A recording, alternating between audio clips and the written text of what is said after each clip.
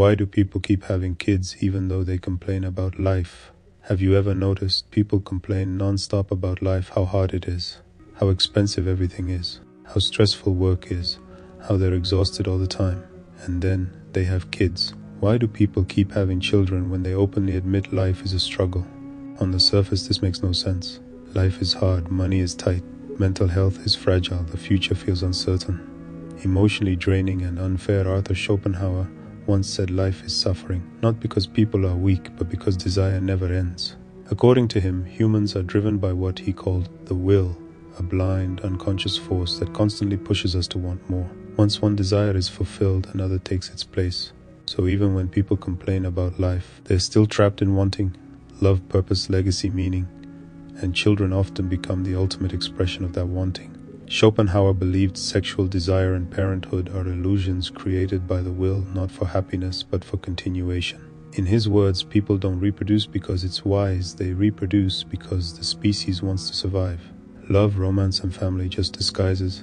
So when people say life is hard, but kids make it worth it, that's the will speaking, not reason. You are driven to want to reproduce, you have the urge to desire intimacy, nature tricks you by pleasure. Just to get you to reproduce, people can understand life is painful, complain about it daily, and still feel compelled to reproduce. That is some form of cognitive dissonance. That's why even people in poverty, war, or crisis continue to have children.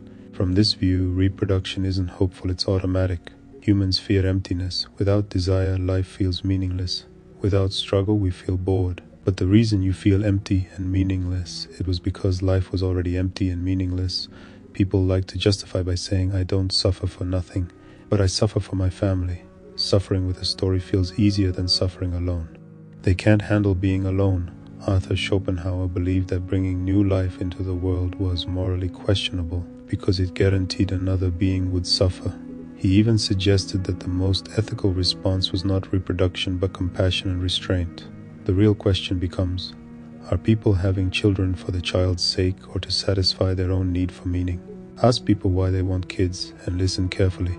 They say, I want someone to love. I want a legacy. I don't want to be alone. I want purpose. I want my life to mean something, notice something. These are needs of the parent, not the child. The child doesn't need to be born. The parent needs the child to exist. That's the definition of selfishness. It's all about me, nothing about the child. Optimism bias problem. Some parents believe, my child's life will be better than mine. This alone creating more pressure to their child to fill a void they fail to feel themselves. But that belief isn't evidence, it's hope. And hope doesn't prevent disability, mental illness, trauma, poverty, random tragedy.